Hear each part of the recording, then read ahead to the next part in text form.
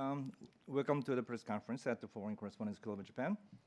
My name is Teddy Jimbo. I'm co-chair of the committee that handles all the media events, and we've been trying very hard to give as much as we can a online briefing on important issues, including, or mainly, on the COVID-19 coronavirus. And we have distinguished speaker. We have an honor of having him at the club today. Usually we have people appearing remotely, but today we have guests present at the club site. Today's guest is Jochen Legewie. He's the head of the Asian branch of Kekst CNC, which is the strategic communication consultant company. But they did a very interesting survey on for five main countries: UK, US, Sweden, and other countries. And they've done one survey once about a month ago about the people's attitude or business attitude toward the coronavirus situation. And they did another survey at the end of toward the end of last month and early this month, early May, and that included Japan as well. So we have Jochen here with us today, and he's going to give us a presentation of what his company has found on those surveys in comparison with other countries, as well as what's happening in Japan. And I just had a brief explanation from him before this press conference. But it's a very interesting survey, and many of the data that I heard there was something that I haven't seen. I have never seen in Japan. So please welcome our speaker today, Jochen Legewie. Jochen, please. Teddy, thank you very much, and good afternoon to everybody. It's a pleasure to be here at the FCCJ and to talk to you. I'm very happy to present to you today the results of the Kekst CNC COVID-19 opinion tracker. This is opinion tracker that has been done. Can I see which slide is shown? Where do I see which slide is shown? All right, hold on. I would first like to explain to you about the methodology of this tracker. And we are in the second wave of having done this tracker. Do you have control? I control here. Yeah, if it's go ahead. Toward it?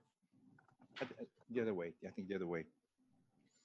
No, maybe you move it. Okay, I move it. Okay. Yeah, okay. So here you see that we did in 30, at the bottom left, you see 30th of March to 3rd of April, we did the first wave where we looked at UK, US, Sweden, and Germany. And now we did another second wave just from 27th of April to 1st of May, so just less than 2 weeks ago, where we added Japan. And in each country, we looked at 1,000 adults defined by being at the age of 18 or older. And we had quota and weights attached for gender, age, and region. So we have a very representative overview of the results. The margin of error is plus minus 3.3%. If we go to the next slide, we can see the 6 main global findings. I will give you an overview of the main global findings first and later go into the details. These 6 findings are as follows. Number 1, the public in all countries continues to prioritize health over the economy. The gap is narrowing close in Germany and Sweden, but still in each country, health is of higher priority than the economy according to our results. Global finding number 2, the concern about the virus is falling, but people expect it to take much longer and see an impact much longer than 1 month ago. Third, overall, in the 4 countries of the first wave, business support measures have been very positively received by the populations in these countries and have improved the view of the peoples of the economic and financial situations. But there's a big but, which is the finding number 4, highlighted here. In Japan, by contrast, the Japanese are very critical of the government, and they are very deeply concerned about their economic and financial situation. Global finding number 5, consumer behavior will probably change, even if a vaccine will be developed and globally rolled out.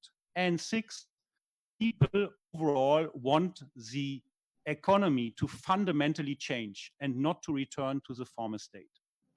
If we move to the next slide, please. Here you have the 6 findings for Japan.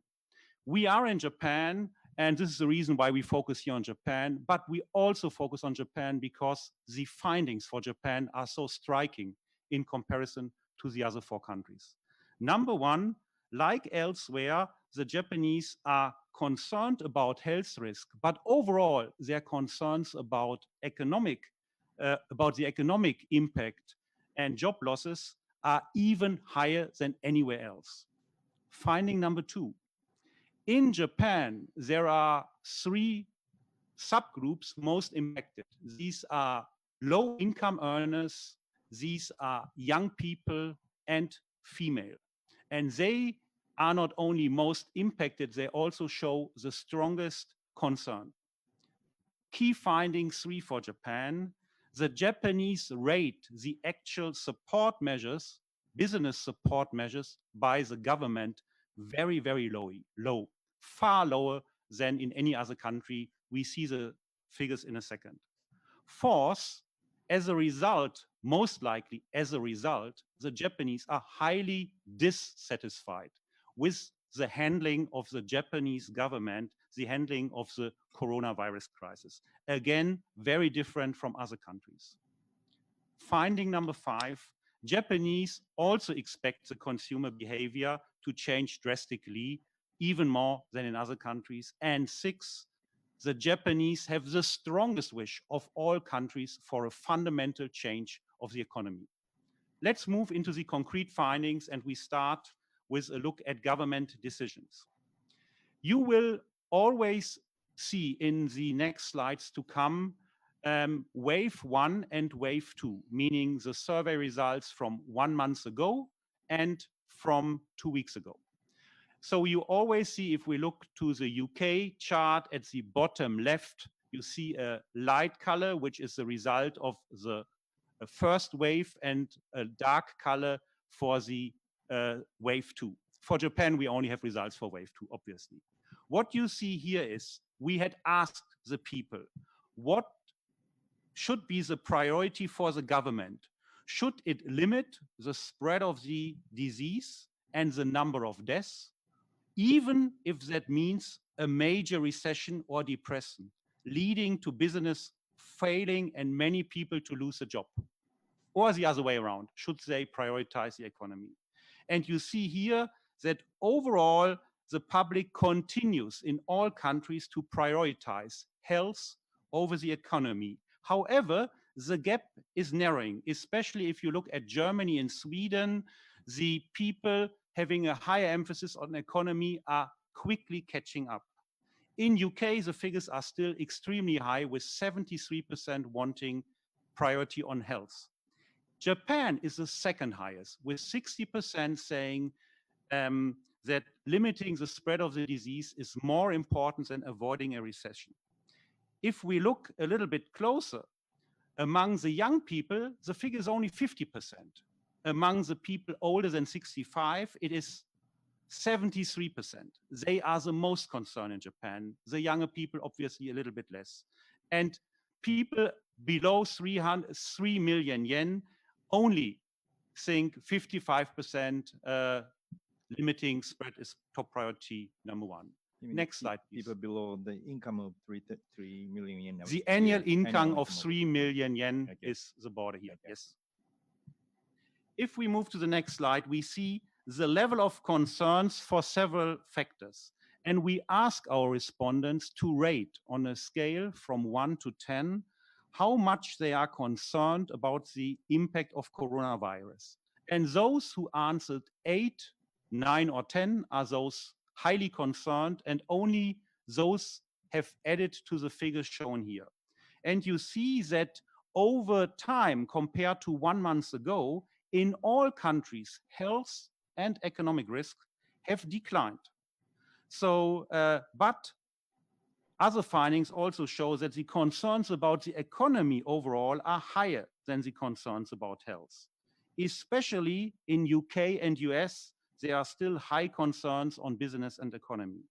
For Japan, we see very similar findings like for the US, with economic concerns being higher than financial concerns, not only from a macro point of view, economy and business with 74 and 68%, but even if it going beyond, be about the own impact, about the own job or own household finances, where Japan is very high with 46 and 43%.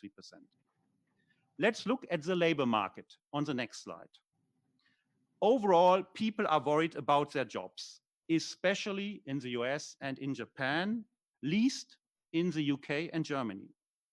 If you look to the bar on the right-hand side, you see that Japanese have already lost 10% of our respondents had already lost their job.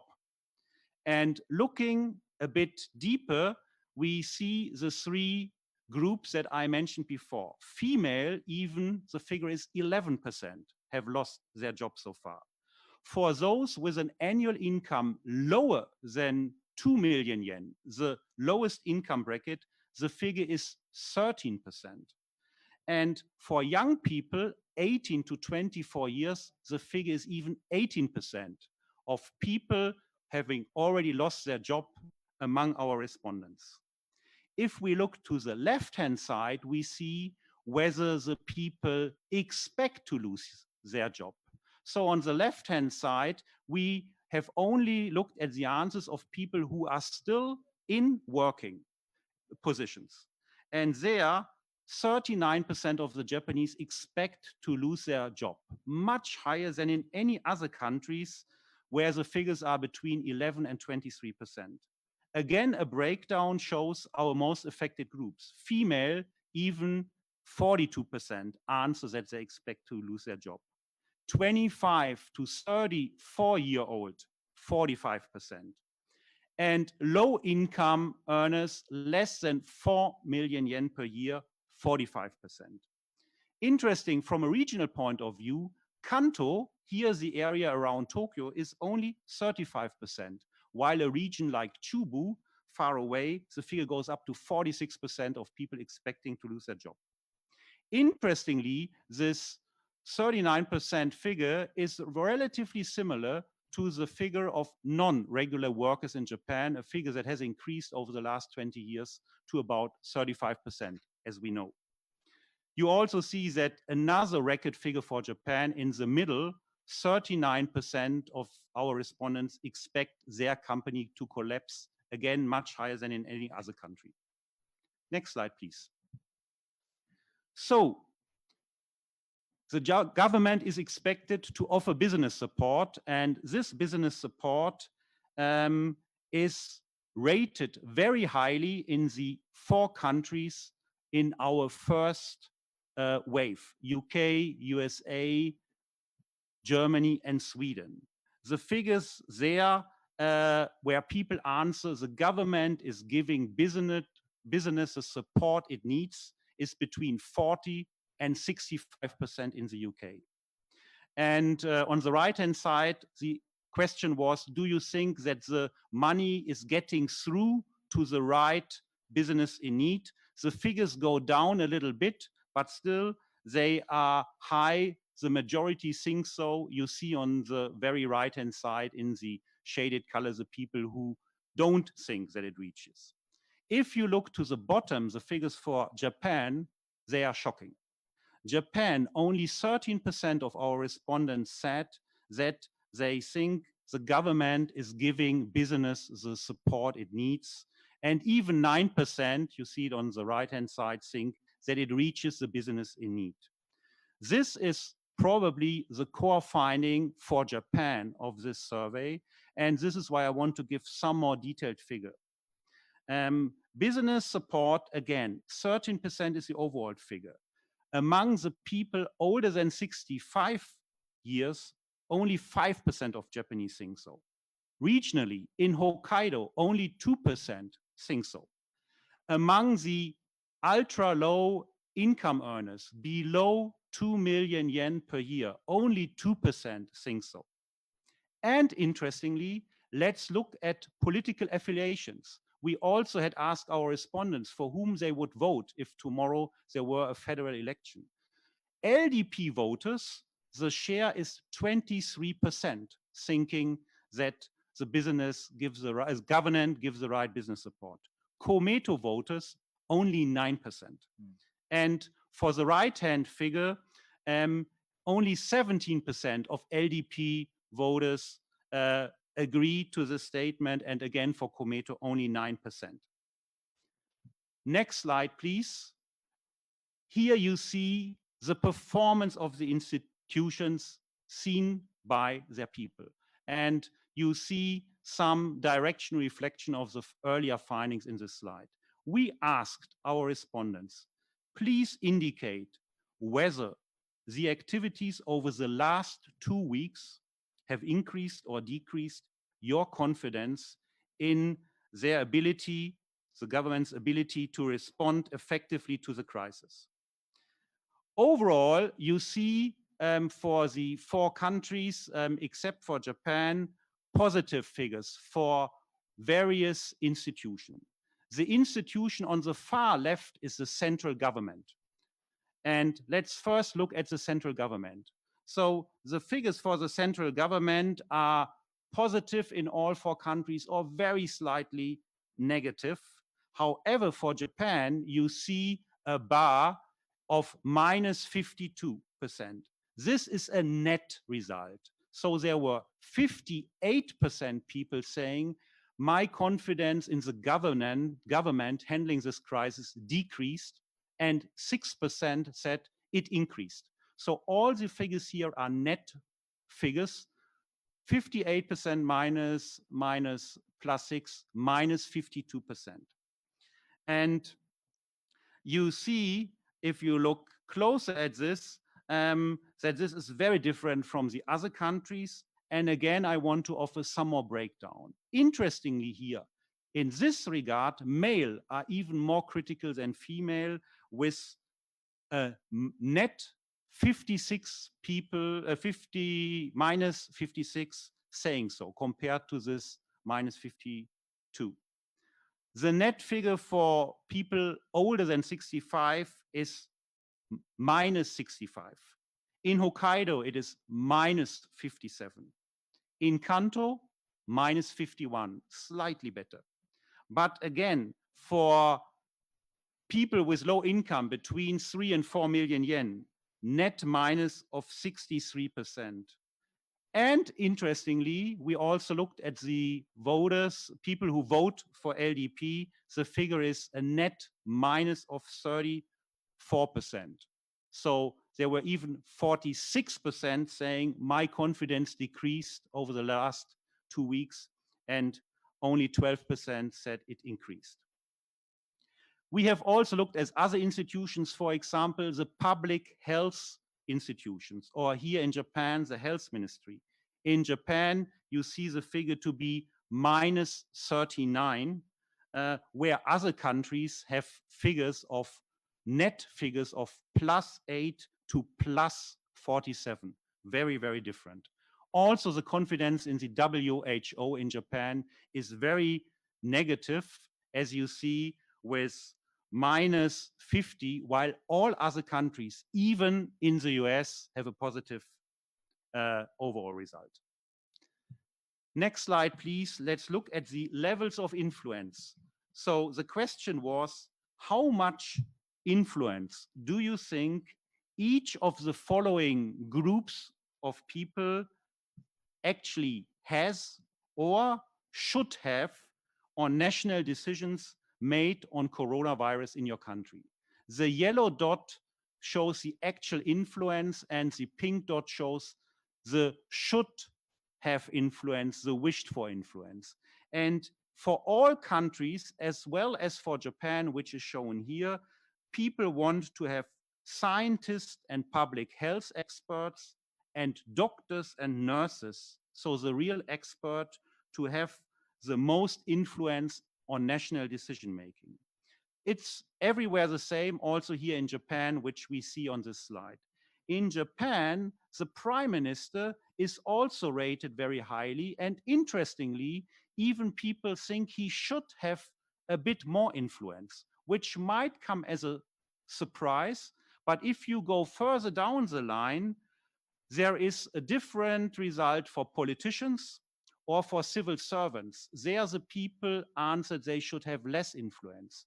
So we might conclude, we must be careful, but we might conclude that the respondents are looking for a strong leadership by the prime minister, but not overall happy with the influence that politicians and civil servants do have. And this might be also an explanation why the approval rate of Prime Minister Abe still is relatively high, as recent surveys show. Next slide, please. How long will this crisis take? We ask the people what they expect, and here you see only the figures for the people who answered longer than a year or longer than 2 years. So you see that compared to the first wave 1 month ago, everywhere people expect the crisis to take much longer, also here in Japan. At the upper part, it is more the macro impact on the country, on the economy. The figures are between 49 and 87% of people expecting to take that the impact will take at least another year. Only the US is low with 43 to 50%. At the bottom, you see the impact on the individuals, on the household finance and the life. And for all countries, except for Japan, it's between 30 and 41%. Here, Japan breaks out and shows record highs of 50 and 56%. So again, there is not only a very strong concern of the impact on the personal life and on household finance, there's also an expectation that this impact will last very long, actually longer than in other countries. You can also say that Japanese people are more realistic because there is a concerning difference between the readings, the result at the bottom for the other 4 countries, for their individual impact and their expectations for the impact on the country. So obviously in other 4 countries, people think that the country and the economy will be very long impact, but they themselves are a bit more on a safer side. In Japan, it is very much matching, both for the country, for the economy, but also for people themselves. It's a very long expectation that we read from these figures. Next slide, please. Now we move to the future. We looked and we asked our respondents how they will change their behavior after the crisis. And we asked them, how will you change your behavior after all lockdown, or here in Japan, soft lockdown restrictions have been lifted? And we also asked them, how will you change your behavior after lifting of all restriction and an effective vaccine having been developed and rolled out globally? So basically being safe. And here you see not comparison of wave 1 of wave 2, but you see if you look to the far left for the figures for UK, you see the very far left chart showing the steep decline of the the figure is 43%. This is the answer for the case that only restrictions are lifted, no vaccine, and the next figure of 23% is the figure when a vaccine is available. And the same for all other countries. Overall, you see here, and this is the main finding, people will change their behavior as compared to pre-crisis, even if there is a vaccine, and very strongly. It is a very consistent showing over all four elements we show here, which are travel by plane, eat out at restaurants, shop at supermarkets, and being outside. Only being outside, people expect to increase it. We are again looking at net figures. So there were people saying, I increase my behavior or I decrease it. And again, we see here the net percentage of figures of people who said they do it less or more than before. So for Japan, travel by plane, the Japanese will do it 26% on a net basis less, even if a vaccine has been developed. So let's look to the next slide because we have further indicators. The next slide looks at things like or whether people go to the cinema, work from home, go to large-scale public events like concerts and exhibitions, or travel abroad. And again, you see very consistent findings. Work from home is set to increase.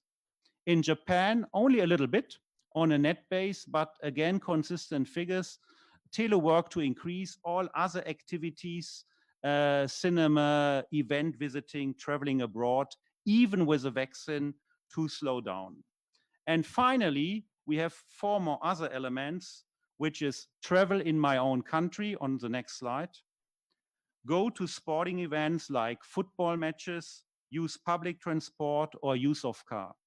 And here again, you see consistent findings. Interestingly, for travel in my own country, Japanese expect not only to travel less abroad, but even to travel less within Japan domestically if there is a vaccine, net base of 16%. And use of car in Japan, people expect, the very, very far right, expect that it's increasing. You see a certain concern about public transport. The final category, a changed economy. Here, our question was, do you want to see the economy return to how it was, or do you want more fundamental change, how the economy works? And you see that a majority in all countries want a fundamental change in how the economy works. On the right-hand side, these bars. Between 44% and 58% for Japan, our respondents said they want a fundamental change in the economy. And much less people answered that they would like a return to of the economy to the state it was. But the focus on how this economy should look like, what are the priorities of our respondents, is a little bit fuzzy. Let's look at the next slide. So we ask them, what are the priorities that you want in the future economy and society to see? And the number one priority is to prepare for future pandemics and health threats. In Japan, there's a very strong figure of 24% answering this. So Japan is leading there. The second most answered point is looking after the most vulnerable in society. The figure for Japan is 15%, again, in line, relatively strong also in international comparison. Below, there are the 15% said get back to normal as quickly as possible, so we skip them here. But if we go to the upper right, there we have the funding and paying more of key workers, be it in healthcare or other sectors. Again, the Japanese with 12%, like in other countries, are having a very strong focus on this. All the other opportunities we were giving, our respondents were answered relatively little. And if we move to the final slide, we even see here at the upper left the point of focus on climate protection.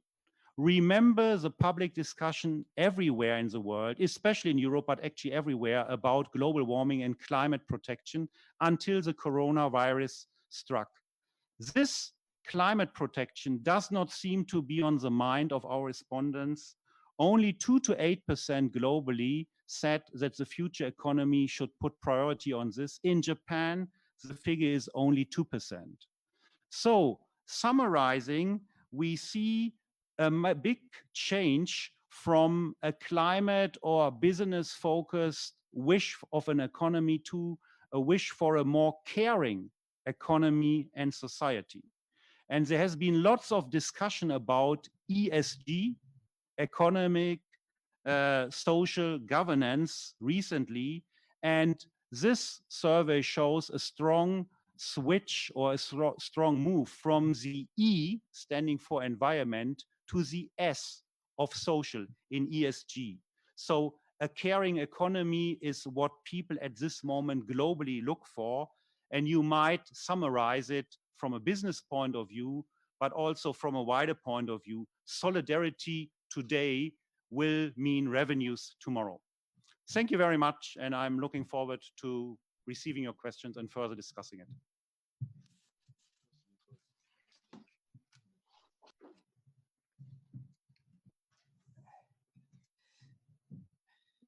Okay, great. Jochen, thank you very much for the very fascinating presentation. Okay, we have about a half a dozen, 7 or 8 reporters registered online. So we're going to go to Q&A, and we're going to start with those who are pre-registered and who are actually standing by online. And please raise hand, not physically, but the raise hands on the software. So I will call your name, and please identify yourself and your affiliation if you can. So let's start with the one question, Jochen. Some of the data you gave more detailed like breakdowns and stuff.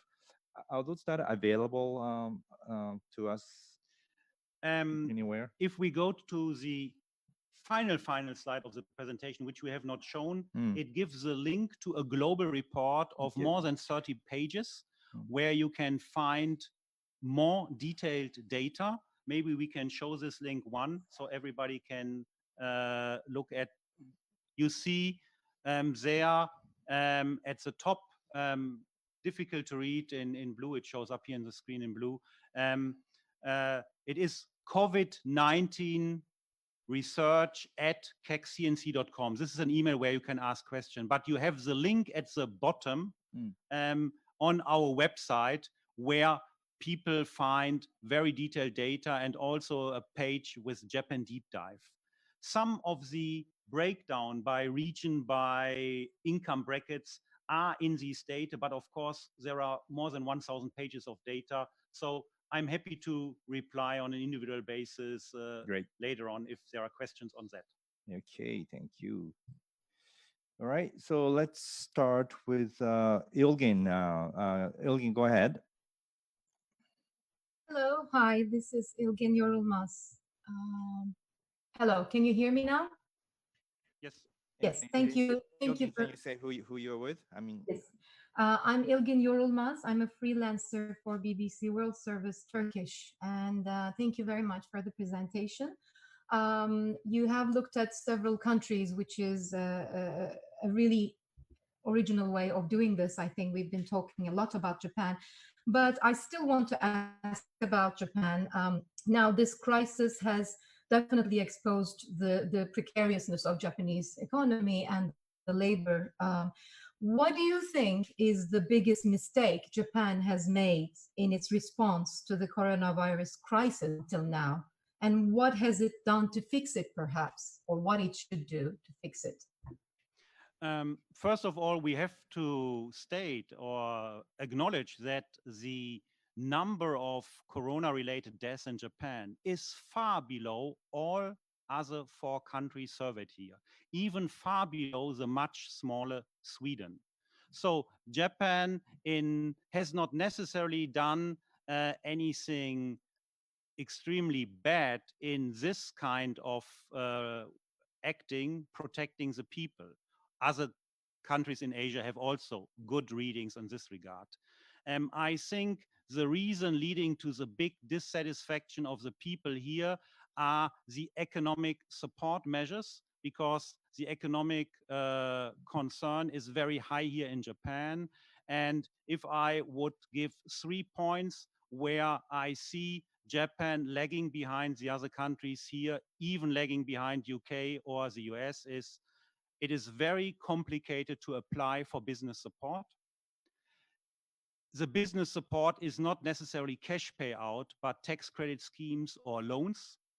And thirdly, the money is not reaching the people. And this is of very high concern, especially for the small and medium enterprises, where people don't have a strong social safety net like in countries as Germany and Sweden. I hope this answers your question. Okay, Let's move on to the next question. We have Simon Danier from Washington Post. Thanks very much. Very interesting survey.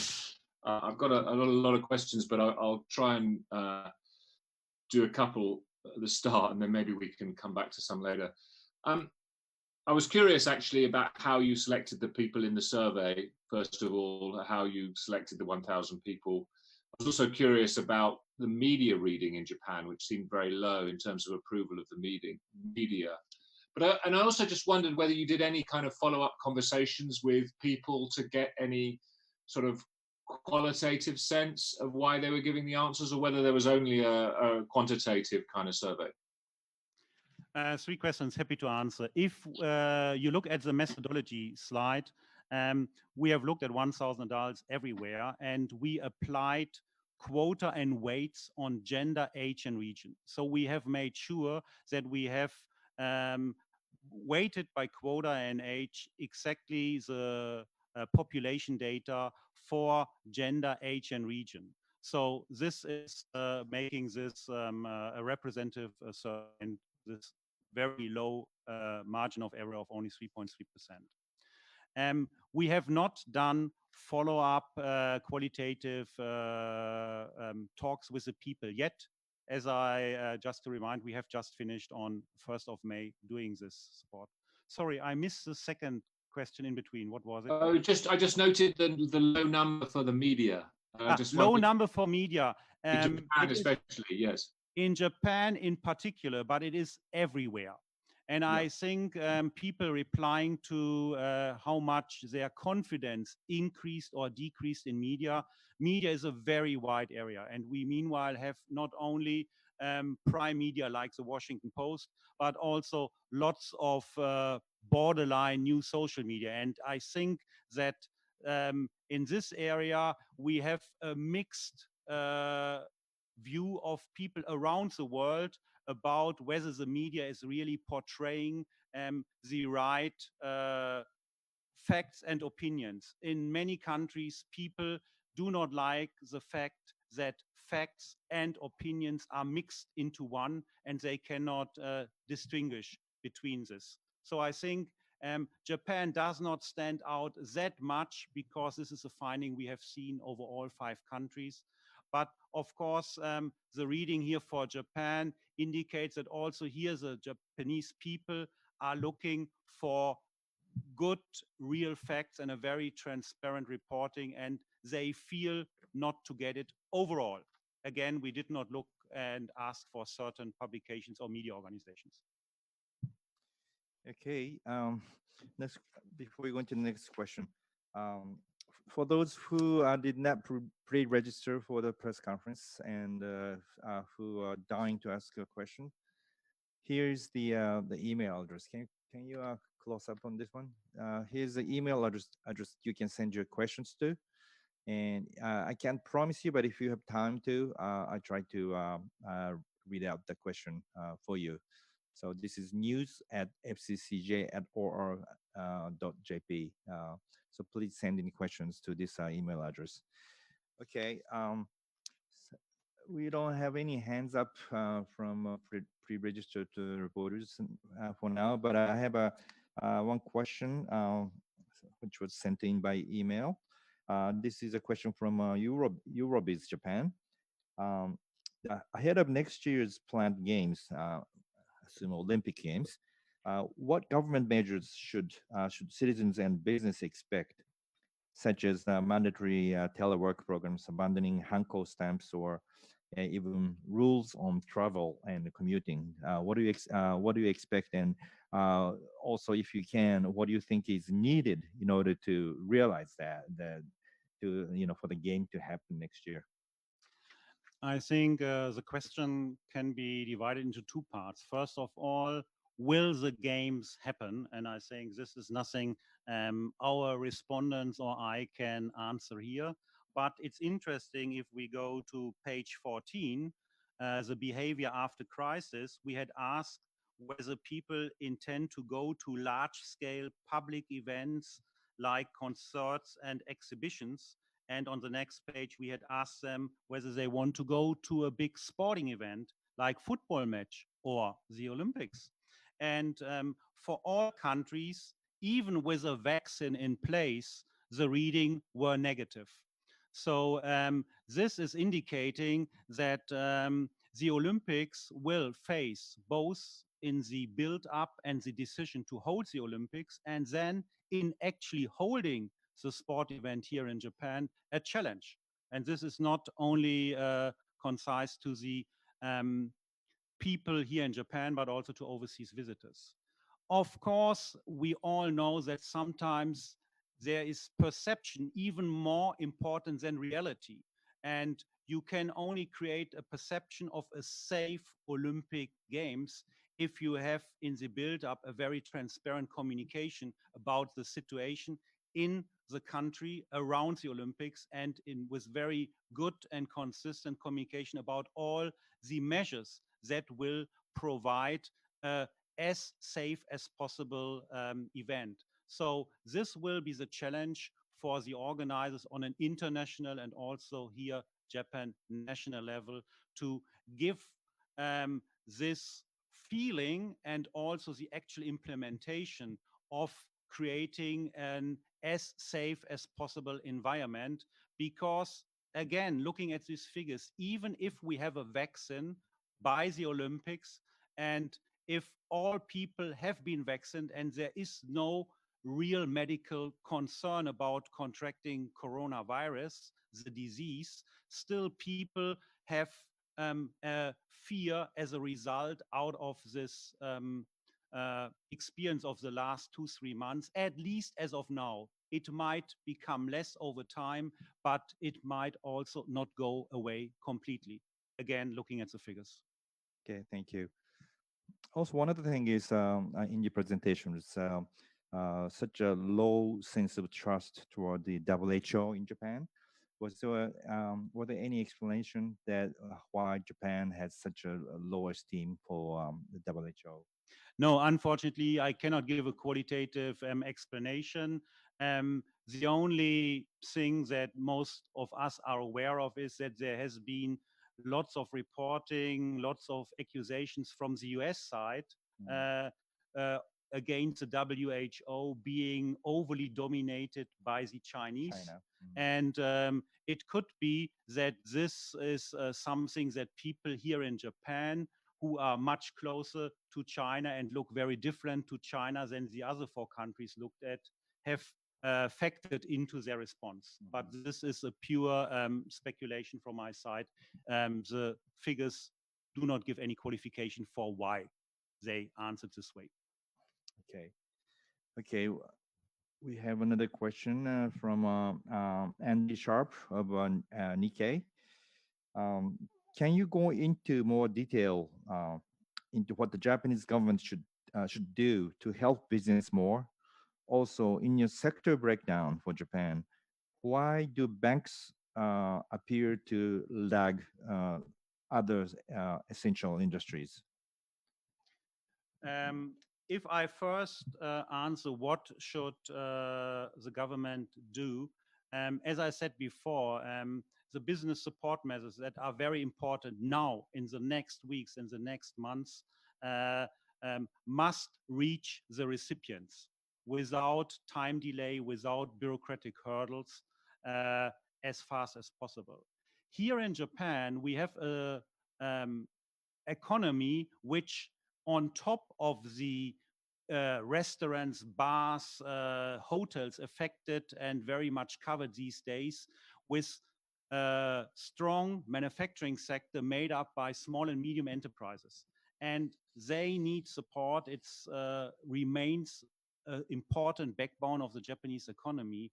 And my own country in Germany has a very different system. We have this so-called short time work system where the government pays 60% to to come to people who are laid off by their companies for a certain period. Their salary is paid 60% by the government, for people with families even 67%, and sometimes up by the company. It allows these people to return to the workforce immediately when business picks up and they are needed again, or people can open up their business again. So this is more a structural, long-term, good example for Japan to strengthen an important part of its economy, the small and medium enterprises, but also important industrial companies, and getting business support out quickly without bureaucratic time delays is the immediate to do. Okay. Simon, you have another question? I saw your hand up. I do. Yes. Yes. Thank you. Okay, go ahead. Yeah. So if you forgive me, I'm just going to sort of not challenge, but just sort of offer another thesis for the dissatisfaction that the Japanese people. And I'm sure you're absolutely right about the business support, which is really, really interesting. And I hadn't realised that, how deep that dissatisfaction was. But some of the other polls show that people are very dissatisfied with the central government for not taking firm enough action, and they're actually more supportive of like the Tokyo government for trying to take firmer action. So that by taking weak action, you're prolonging the pain, if you like, and making the economic pain a lot worse. I just offer that as an alternative reading, if you like, and perhaps one that might explain why the health ministry's findings are also credibility in the health ministry is also quite low in terms of things. I just wondered if you had any thoughts about that as a potential contributor to dissatisfaction. I think you're right. The very, very first slide we showed was about comparing emphasis on health or the economy. And again, there Japanese people, like in the UK, were very strict and saying 60% want an emphasis on health. And this is affirmative action. And what we have seen is a number of measures that were kind of staggered, but not showing a very clear direction and a very clear leadership set by the government. And this is a problem. I was referring to the very first chapter, number 1, where we had this figure of 60% of people wanting, first of all, to limit the spread, because Japanese people are very clever and smart, and they know that without a clear direction and clear measures, we cannot move to the next phase. And what we are currently seeing, this discussion about the exit strategy and how to do it differently, prefecture by prefecture, is not giving a very clear roadmap what people are looking for in any form of crisis, where clear leadership with clear guidelines and clear roadmaps have to be set. It's very difficult for all countries, but obviously people in other countries are seeing the direction given by their governments and the action taken by them in a more positive light. Thank you. Okay, Ilgin, you have another question? Okay, so this is going to be the last question. Ilgin, go ahead. Okay.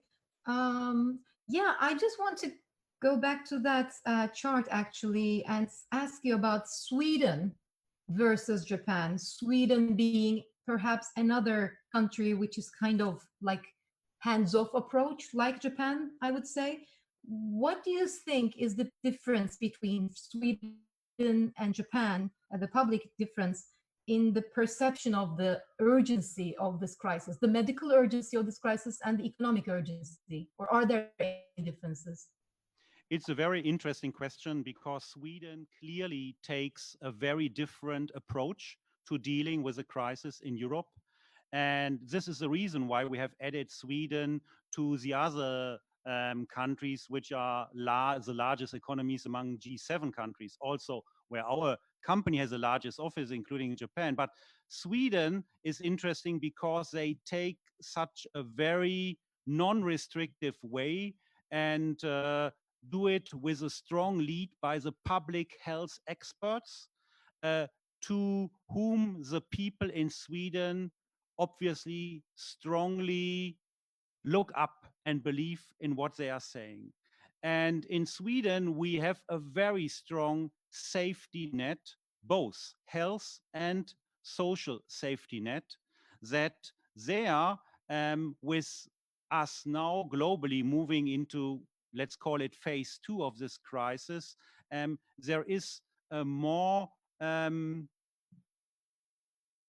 distinguished approach at looking at the economy, and the people are feeling that the health risk is there, but it somehow can be managed. They trust their public health system in Sweden very much, so they want more a focus on the economy, because we are looking at a long recession in all of these 5 countries, like all around the world. This will not be over by the end of this year, and people in Sweden are having strong trust in their social and health system to look for the right business and economic decisions to be emphasized now.